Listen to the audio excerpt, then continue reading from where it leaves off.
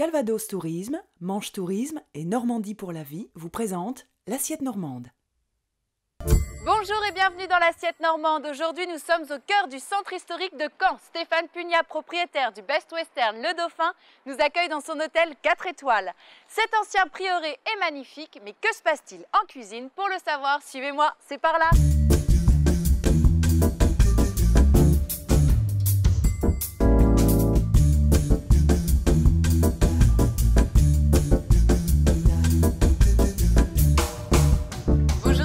Bonjour Angélique. Merci de nous accueillir ici au Dauphin. Avec plaisir, vous êtes la bienvenue. Merci beaucoup.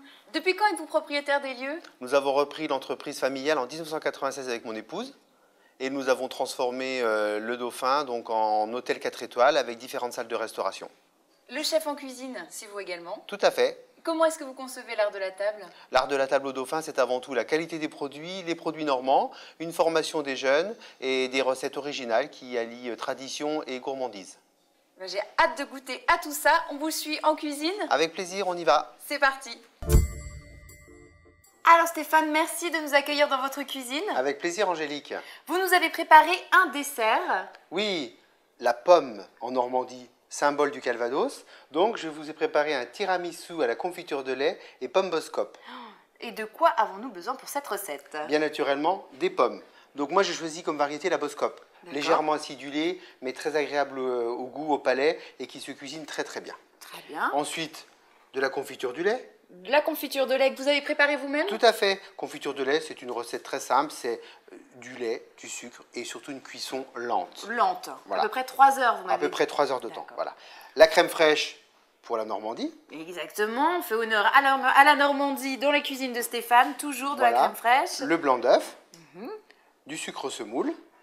Et bien sûr, un peu de pommeau et un peu de calvados. Et on n'oublie pas également les petits biscuits de pain d'épices. Voilà, des tranches de pain d'épices que j'ai préparées hier.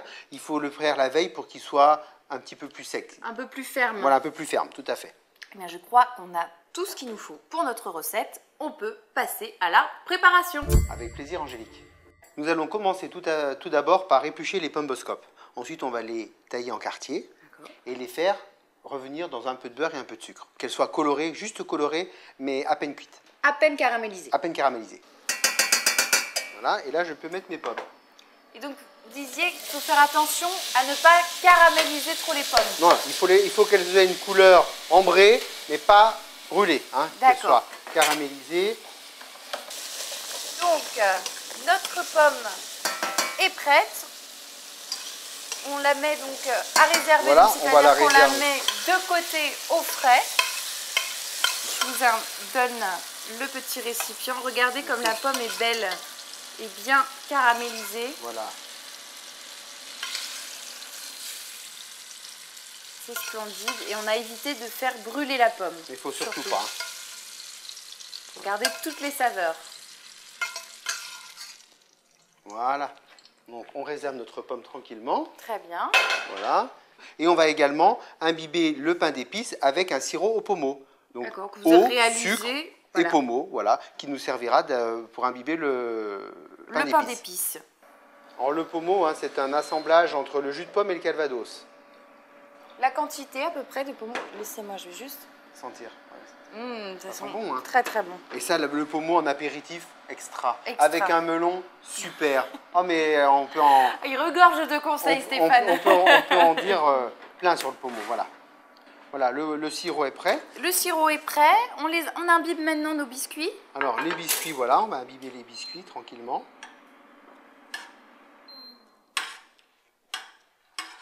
Alors, vous imbibez tout ça.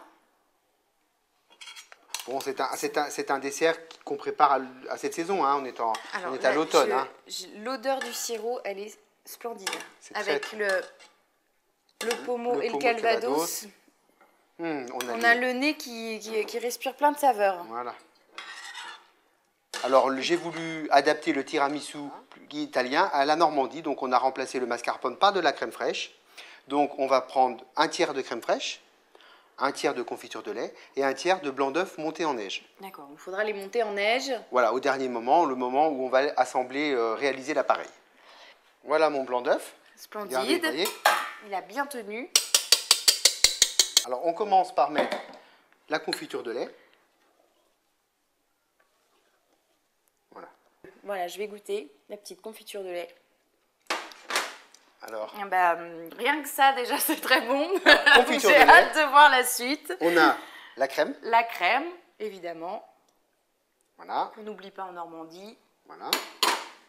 Donc, on va pouvoir mélanger. Donc, vous mélangez d'abord la crème Oui, et la la confiture crème de et la lait. confiture, puisque le blanc d'œuf, c'est ce qui est le plus fragile et ce qui va demander le plus de précaution pour mettre pour assembler les éléments. Très bien. Donc, je prends mon oui. blanc d'œuf. Allez-y. Et c'est là où il faut avoir un petit peu de précaution, c'est pour mélanger le blanc d'œuf. L'idée, c'est d'éviter de le casser, donc on Montrez bien le geste Voilà, hein. que vous faites, voilà, pour voilà. éviter de casser trop le blanc d'œuf. Donc là, il faut prendre le temps de bien faire les choses Ah oui, pour très avoir bien. un résultat à la hauteur de nos espérances. Et oui, il faut être patient. Regardez l'appareil. Hop, regardez bien Voilà. la matière qui devient de plus en plus homogène et on a gardé quand même la consistance du blanc d'œuf. Voilà, la légèreté du blanc d'œuf. Voilà. Ben écoutez, Angélique, je pense qu'on est bien. On est bien. On a On a notre pain d'épices, le pain d'épices, notre pomme la pomme, et notre appareil à tiramisu.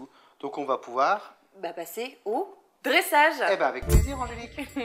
Nous allons commencer, Angélique, par mettre le pain d'épices. Allons-y. Voilà, donc moi j'ai choisi une verrine, on peut très bien prendre une tasse ou autre chose, un autre récipient, ou même un plat, hein, pourquoi pas. Hein. Oui, là Donc, c'est voilà. l'esthétique. C'est l'esthétique et puis c'est la portion individuelle. Donc le pain d'épices. Ensuite on va mettre notre pomme, la La pomme Boscop, belle pomme caramélisée.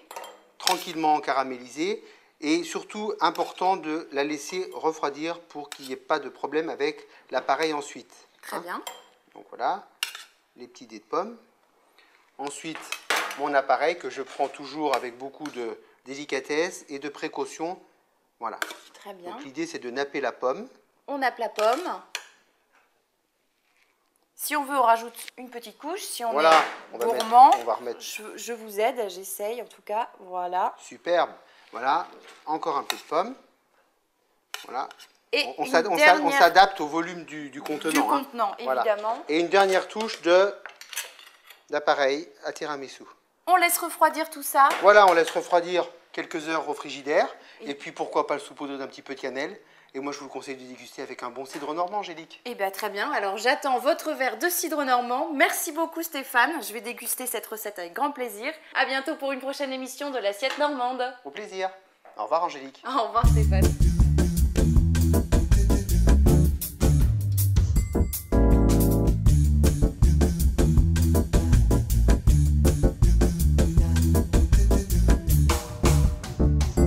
Calvados Tourisme, Manche Tourisme et Normandie pour la vie vous ont présenté l'assiette normande.